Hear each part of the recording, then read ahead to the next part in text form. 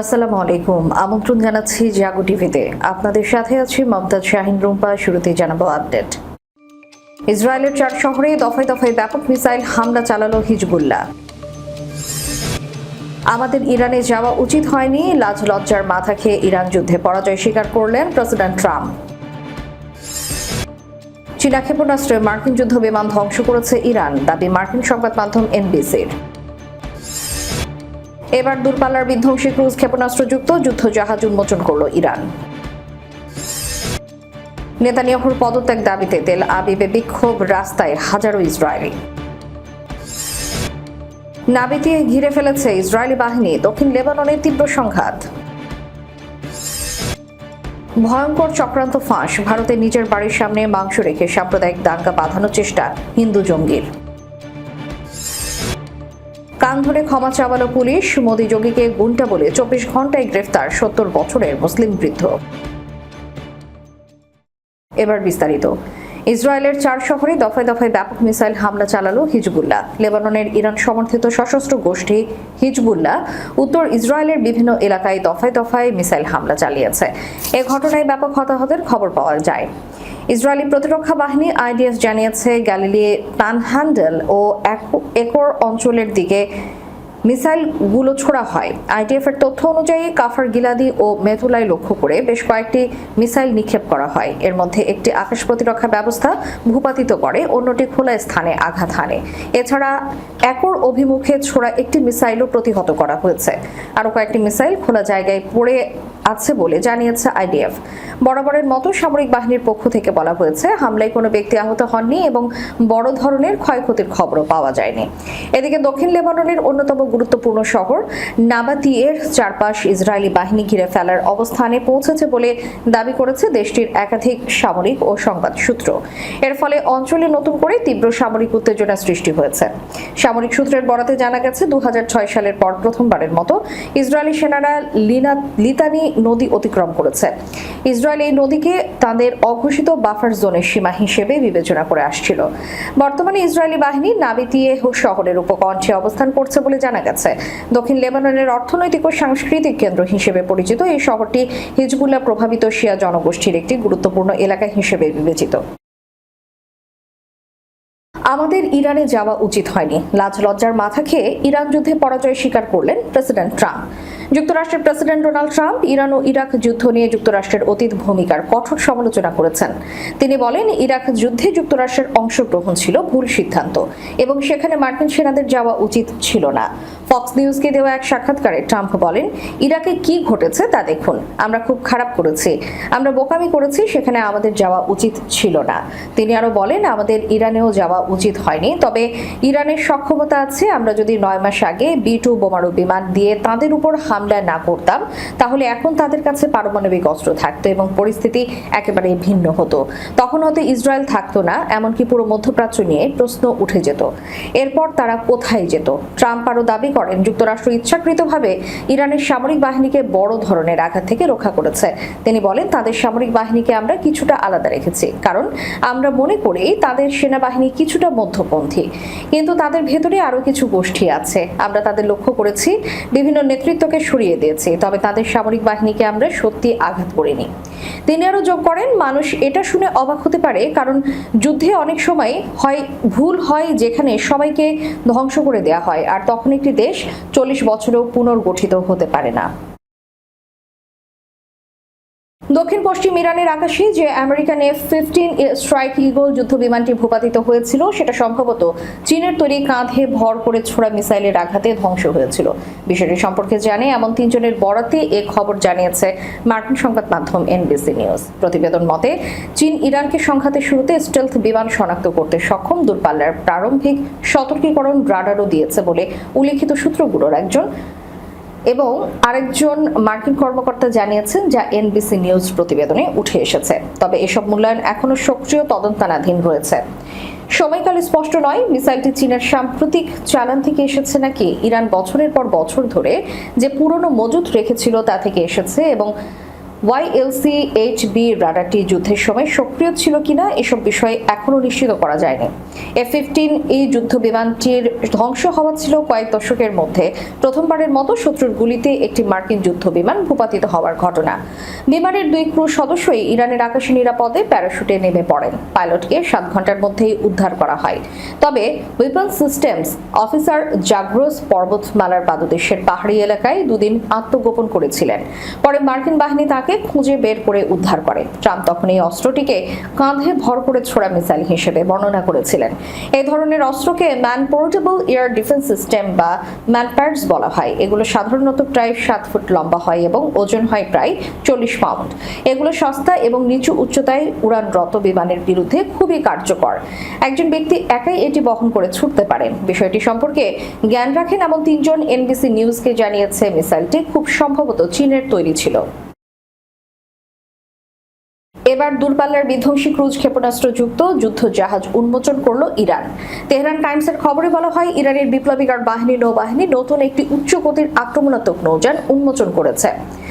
আজ রাতে রজব 27 নামের এই নৌযানটি রাজধানী তেহরানে এক জনসমাবেশে আনুষ্ঠানিকভাবে প্রদর্শন করা হয়।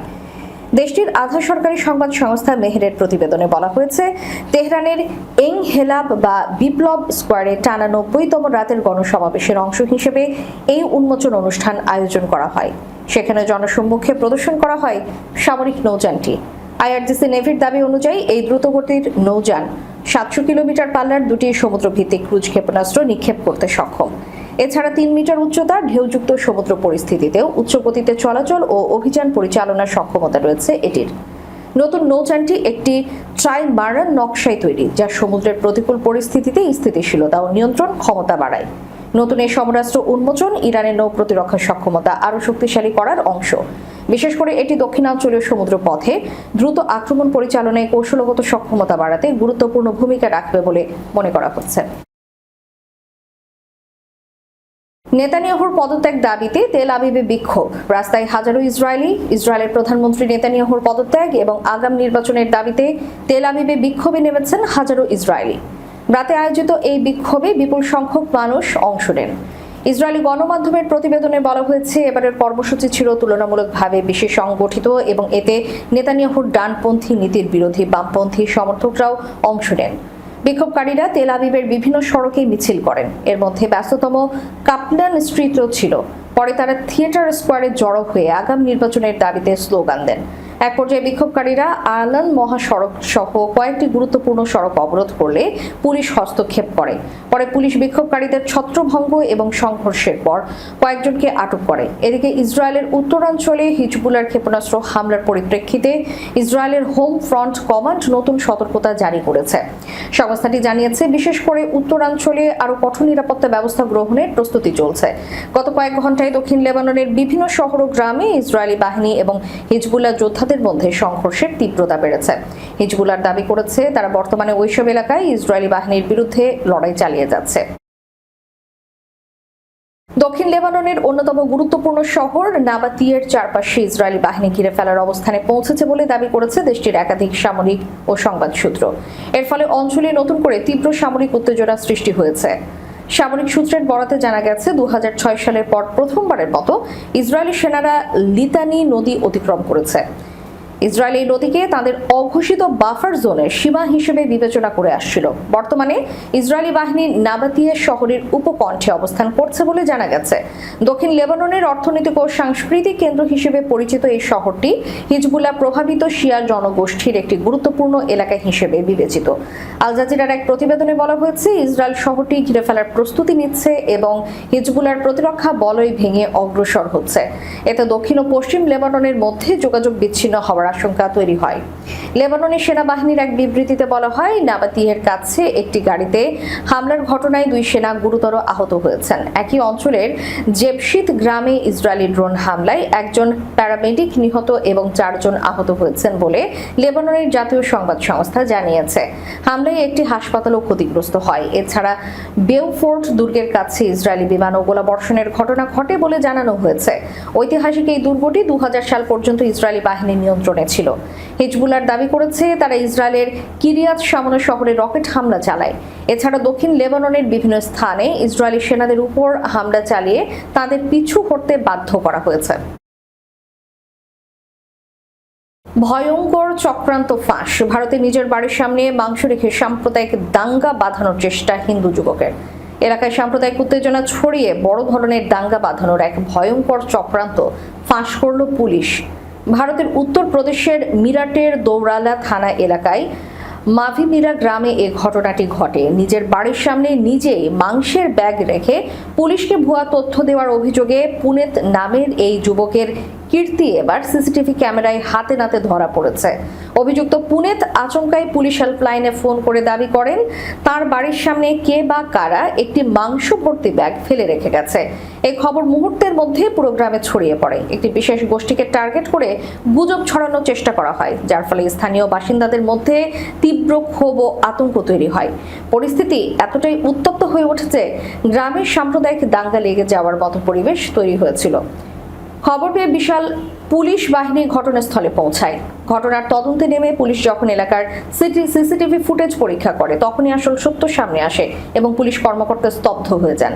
ফুটেজে দেখা যায় মায়াঙ্ক নামের 12 বছরের এক কিশোর সাইকেলে করে কয়েকটি মাংসের প্যাকেট নিয়ে ওই রাস্তা দিয়ে যাচ্ছিল।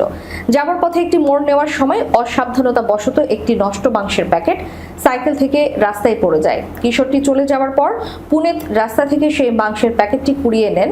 এরপর উদ্দেশ্য প্রণোদিতভাবে সাম্প্রদায়িক রং চড়াতে তিনি প্যাকেটটি নিজের বাড়ির সামনে প্রধান রাস্তার উপর এনে রাখেন এবং নিজেই পুলিশকে ফোন করে মিথ্যা অভিযোগ দায়ের করেন। সিসিটিভি ফুটেজের মাধ্যমে পুনেতের এই ভয়ঙ্কর চক্রান্তের কথা প্রকাশ পেতেই গ্রামবাসীদের ভুল ভেঙে যায়। ভারতের উত্তরপ্রদেশের মেরঠে দেশটির প্রধানমন্ত্রী নরেন্দ্র মোদী, কেন্দ্রীয় স্বরাষ্ট্রমন্ত্রী অমিত শাহ এবং রাজ্যের মুখ্যমন্ত্রী যোগী আদিত্যনাথের বিরুদ্ধে কথিত আপত্তিকর মন্তব্য করার অভিযোগে এহসান নামের এক মুসলিম বৃদ্ধকে গ্রেফতার করে চরম হেনস্থা করেছে পুলিশ। গত 28 মে ঈদ উল আজহার নামাজের পর সামাজিক যোগাযোগ মাধ্যমে একটি সাক্ষাৎকার ভাইরাল হওয়ার মাত্র 24 ঘন্টার মধ্যে তাকে আটক করা হয়। তবে গ্রেফতারের পর পুলিশের হেফাজতে ওই বৃদ্ধের শারীরিক অবস্থা এবং কান ধরে ক্ষমা চাওয়ার ভিডিও সামনে আসায় আইনশৃঙ্খলা রক্ষাকারী বাহিনীর ভূমিকা নিয়ে তীব্র বিতর্ক ও ক্ষোভের সৃষ্টি হয়েছে। স্থানীয় সূত্র ও পুলিশি বিবরণী অনুযায়ী গত 28 মে রেলওয়ে রোড ঈদগাহের কাছে ট্রু ভারত নামের একটি স্থানীয় সংবাদ মাধ্যমের মুখোমুখি হন পেশায় ভাঙাড়ি ব্যবসায়ী এহসান। সাক্ষাৎকার গ্রহণকারী মুখ্যমন্ত্রী যোগী আদিত্যনাথ সম্পর্কে তার মতামত জানতে চাইলে তিনি ক্ষোভ প্রকাশ করে বলেন উনি একজন গুন্ডা মুখ্যমন্ত্রী। এরপর প্রধানমন্ত্রী ও স্বরাষ্ট্রমন্ত্রী সমালোচনা করে তিনি বলেন মোদী তো গুন্ডা, সবচেয়ে বড় গুন্ডা। আমাদেরকে বন্দে মাতারাম গাইতে বলা হচ্ছে। আল্লাহ সবচেয়ে বড়, যোগী তো আল্লাহর চেয়ে বড় নন। শেষ করার পূর্বে সংবাদ শিরোনামগুলো জানাবো আরো একবার। ইসরায়েলের 4 শহরে দফায় দফায় ব্যাপক মিসাইল হামলা চালালো হিজবুল্লাহ। আমাদের ইরানে যাওয়া উচিত হয়নি, লাজ লজ্জার মাথা খেয়ে ইরান যুদ্ধে পরাজয় স্বীকার করলেন প্রেসিডেন্ট ট্রাম্প। চীনা ক্ষেপণাস্ত্রে মার্কিন যুদ্ধ বিমান ধ্বংস করেছে ইরান, দাবি মার্কিন সংবাদ মাধ্যম এনবিসির। এবার দূরপাল্লার বিধ্বংসী ক্রুজ ক্ষেপণাস্ত্রযুক্ত যুদ্ধজাহাজ উন্মোচন করল ইরান। নেতানিয়াহুর পদত্যাগ দাবিতে তেল আবিবে বিক্ষোভ, রাস্তায় হাজারো ইসরায়েলি। নাবিতে ঘিরে ফেলেছে ইসরায়েলি বাহিনী, দক্ষিণ লেবাননে তীব্র সংঘাত। ভয়ঙ্কর চক্রান্ত ফাঁস, ভারতের নিজের বাড়ির সামনে মাংস রেখে সাম্প্রদায়িক দাঙ্গা বাঁধানোর চেষ্টা হিন্দু জঙ্গির। কান ধরে ক্ষমা চাওয়ালো পুলিশ, মোদী যোগীকে গুন্ডা বলে 24 ঘন্টায় গ্রেফতার 70 বছরের মুসলিম বৃদ্ধ। এতক্ষণ আমাদের সাথে থাকার জন্য ধন্যবাদ। আল্লাহ হাফেজ।